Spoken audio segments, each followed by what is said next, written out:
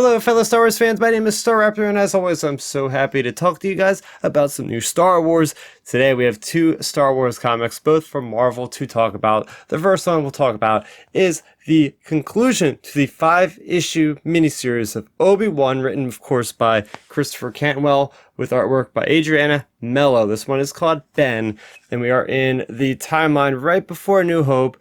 Obi-Wan, throughout these 5 issues, has been recounting his time as a Jedi, his many lessons he has learned from the Clone Wars to before the Clone Wars, and now we are at that point where he is feeling the storm is coming, something big is around the corner, and that's going to get him involved once again with the Galactic Civil War when Luke lands basically on his doorstep with the Tusken Raiders. So this is right before that. So we have the storm that he has been weathering, and it has stopped. He's going out to get some parts for his moisture evaporators, which he has to repair, and that's when he happens across some beaten up stormtroopers, and he finds out that the stormtrooper is still alive, and he basically nurses him back to health, right? These stormtroopers are a sworn enemy. He's looking at these troopers almost like they're clone troopers, which have betrayed him, but since they're enemies, it doesn't matter. A Jedi is there to help people, defend people, no matter who they are.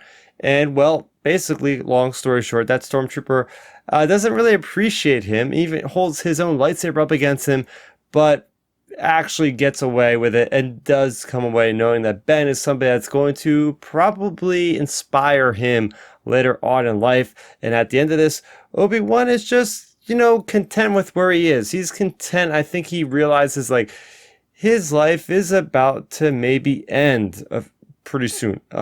He doesn't know exactly how or when or whatever, but it seems like he ends up at this issue knowing that he has found his place in the galaxy, and he's okay with becoming one with the Force. At least that's how I interpret this. So some cool things about this. There's lots with the Tuskens, because at one point we get to see what happened with those soldiers is they tried to go after something that the Tuskens stole from them, and they had this really good plan set up, and the Tusken Raiders basically outplayed them and sprung a trap on the stormtroopers and just annihilated them. And you see how effective the Tusken Raiders can be, how quiet they can be, and how efficient they can be when it comes to using the Gaffy sticks, and now they have some nice blaster weapons. But it was really cool.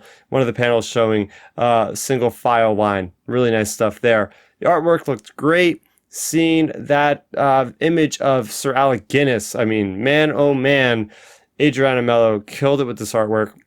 And just wrapping up my entire thoughts on the 5-issue miniseries, I think it was a little bit hit or miss. Those first 2 issues didn't really do it for me, but issues 3 and 4, as I said before, I wish they could extrapolate that and give Christopher Cantwell an ongoing series in the Clone Wars with mature, very heady kind of battles and psychological warfare that's going on. Like, I would love to see more of that in Star Wars. This issue was fine. It didn't blow me away like the other ones, but all in all, if you're an Obi-Wan fan, I think you're going to get a lot out of these stories written by Christopher Cantwell. Getting into one of the main series going on, and that is Bounty Hunters issue number 27.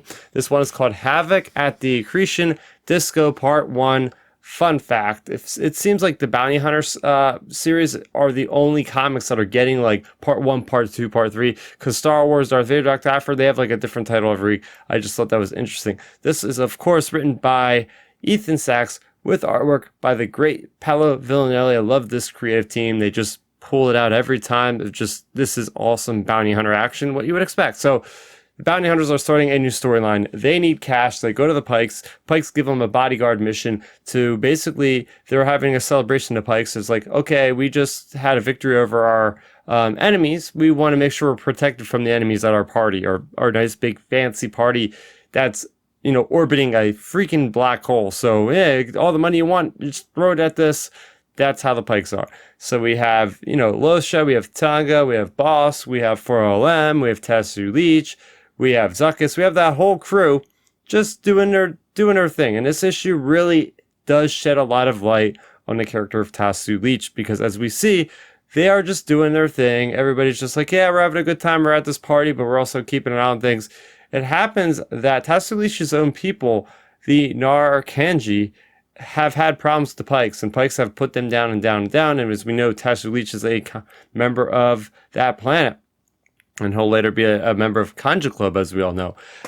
So it's pretty cool to see how he's able to turn on the mission. The Pikes give him a lot of money, but it's actually these people of his that try to intervene, try to get this guy, and actually talk Tasu Leech into basically respecting their own people, where technically he is not being respected by the Pikes at all. As we see in this, so enough is enough, he kills the Pikes, and that's where we leave off. We also have a little bit about Byron Valence and his time where he is just kind of moping around these Star Destroyers. There's not a whole lot going on, and I do have to criticize this area of this ongoing series because I just don't see where it's really going. It's not really doing much for me, resonating with me, giving me a reason to really care about this character anymore, because quite frankly, it's just he's not that interesting right now. I mean, yeah, he was made to work for the Empire. Now maybe he's okay with it. People are looking at him as a war hero, and he's just like, yeah, it is what it is.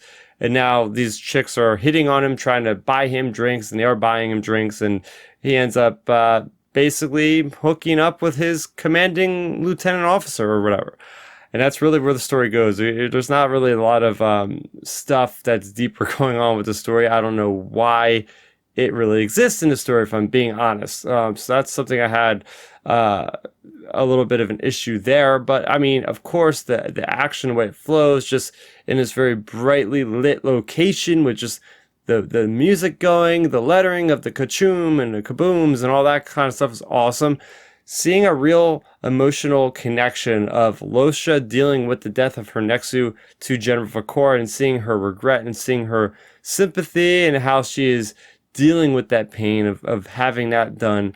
Again, I think that Tonga and the Losha stuff in these Bounty Hunter comics is so genuine and so down to earth and grounded in reality that it makes these characters so much more richer, and they are quickly becoming some of the best, like, obscure kind of background Star Wars characters today. So there you go. That's it for everything with Bounty Hunters and with the Obi-Wan series now concluded. What were your thoughts on this week's releases? Let's talk about it in the comments section down below. For more on Star Wars, you are already in the right place. I talk about Star Wars every single week, including here on my Star Wars podcast, Outer Rim Transmission. So you can go ahead and subscribe to the channel, and do hit that bell icon so that way you'll be notified as soon as new videos go live. If you guys have any Star Wars fans in your lives, please go ahead and recommend this as a channel that they can feel free to watch. There you go. That's going to do it for me, Starrapter. Thank you so much for watching, and may the Force be with you always.